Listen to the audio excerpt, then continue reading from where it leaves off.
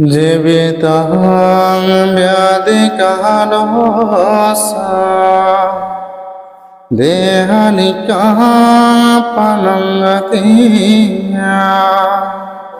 পঞ্চতে জীবলোকাস্মিন অনিমিত্তঃ সয়ায়দে এতেন সমাজেন হোতু তে জয় মঙ্গলং তে। যার সর্বপ্রথম সদ্ধর্ম দেশনা শুনে পঞ্চবর্গীয় ভিক্ষুদের মধ্যে অরহৎ কন্যান্য তথা 18 কোটি দেববানমার ধর্মচক্র উৎপন্ন হয়েছিল। আলোক প্রদানকারী, প্রজ্ঞা প্রদানকারী, বীর্য প্রদানকারী, মহাকারণী তথাগত সম্যক সম্বুদ্ধকে প্রথমে শ্রদ্ধায় কৃতজ্ঞতায় বন্দনা জ্ঞাপন করছে।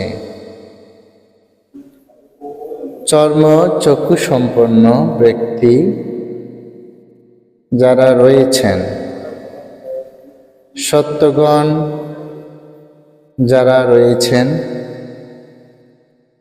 অরহৎ ব্যতীত 5টি বিষয় সম্পর্কে কেহ অবগত নয়।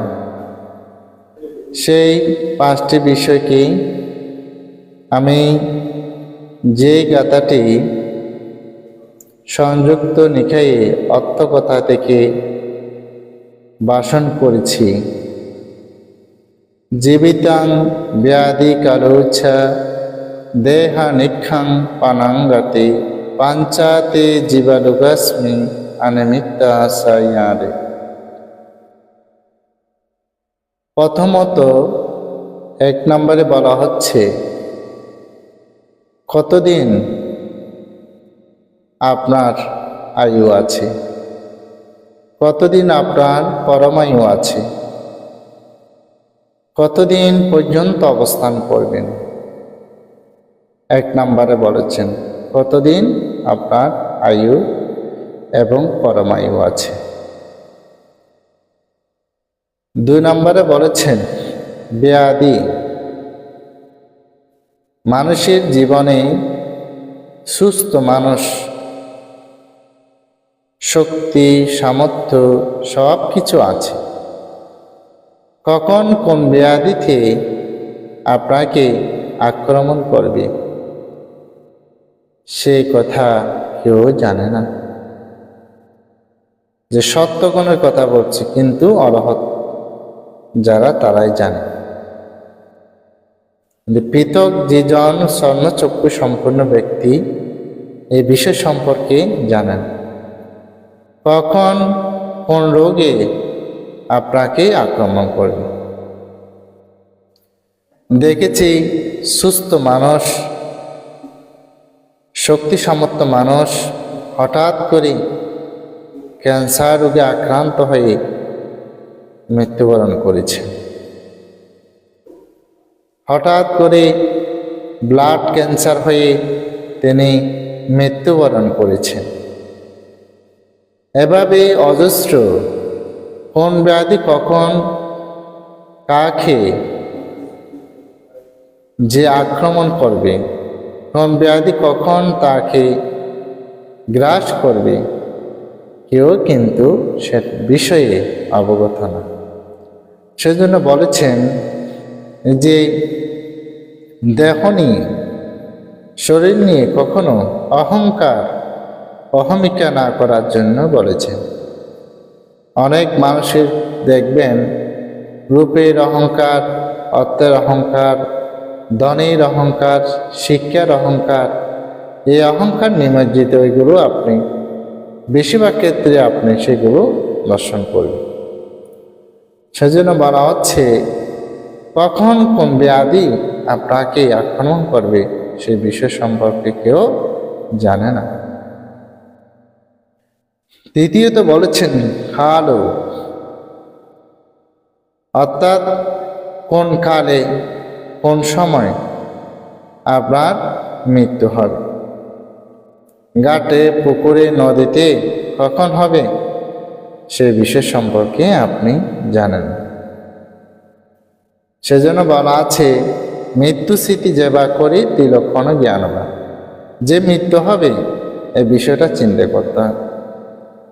আমার জীবনে আমি দেখেছি, এই ভিক্ষু জীবনে অনেক অনিত্য দর্শন করেছি, মৃত্যু দর্শন করেছি।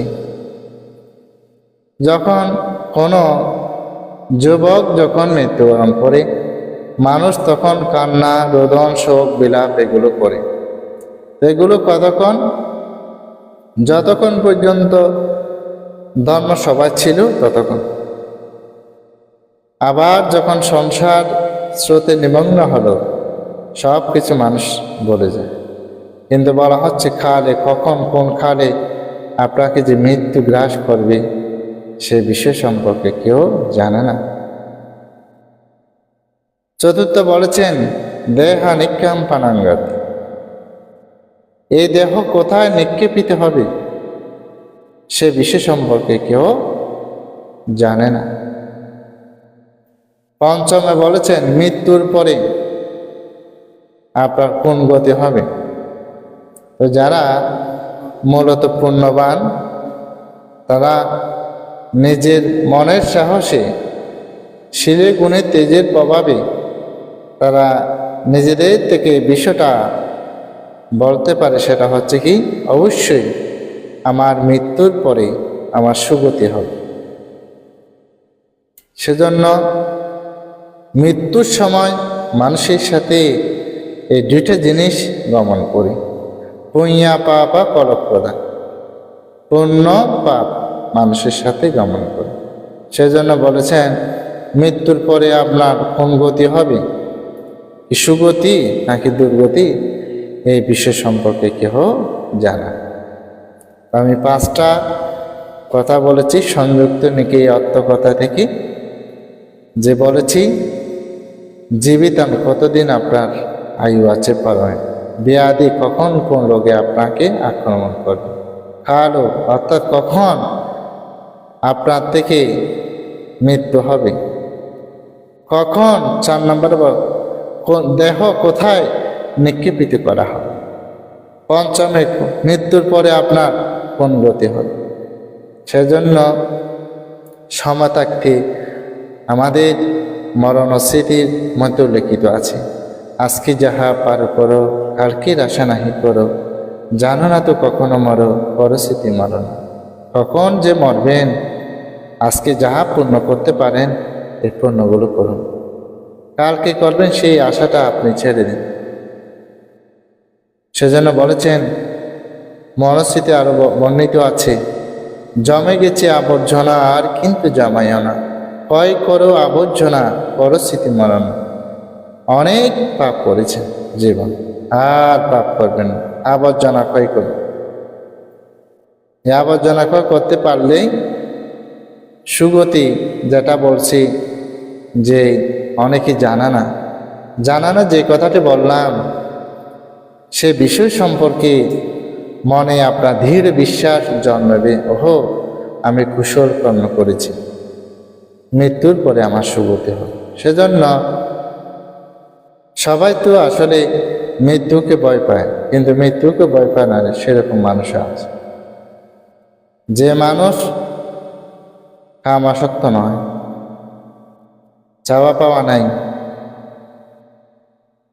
সে মানুষ মৃত্যুকে ভয় করে। কেন করে না?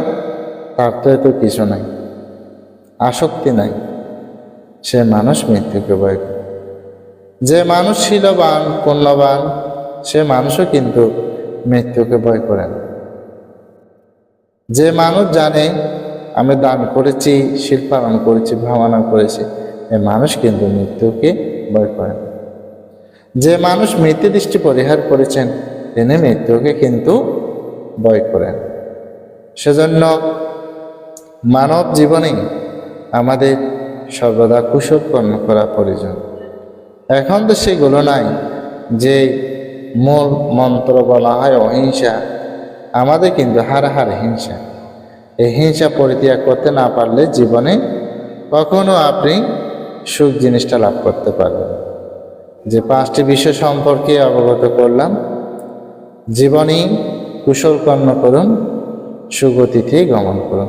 অনেক সময় দেখবেন এই জীবনে আপনি সে ফল লাভ করতে সম্ভব।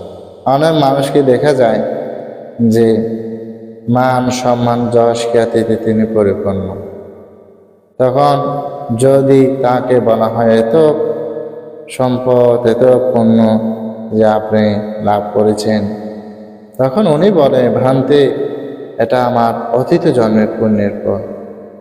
সেজন্য মানব জীবনকে পূর্ণ চেতনায় উজ্জীবিত করতে গেলে আপনাকে অবশ্যই কুশল কর্মে নিজের জীবনকে নিয়োজিত রাখতে হবে।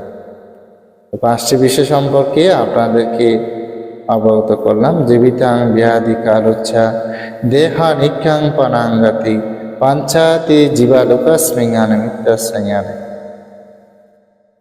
কখন মৃত্যু হবে, কোন ব্যাধি আক্রমণ করবে, কখন আপনার মৃত্যুর মুখে পতিত হবেন এবং কোথায় আপনার দেহ নিক্ষেপ করা হবে এবং মৃত্যুর পরে আপনার কোন গতি হবে, একমাত্র অরহৎ ব্যতীত আর কেউ জানা সত্যগুণের বিষয় সম্পর্কে অবগত নয়। কুশল চেতনায় আপনাদের জীবন অন্য স্নাতে প্রাণিত হোক, এই শুভ কামনা করি। সকলের জয়মঙ্গল কামনা করি। সারসংক্ষেপ ধর্মদেশনা এখানে শেষ করলাম। সাব্বে সত্তা সুখিতা হন্তু, জগতে সকল প্রাণী সুখী হোক, দুঃখ থেকে মুক্তি লাভ করো।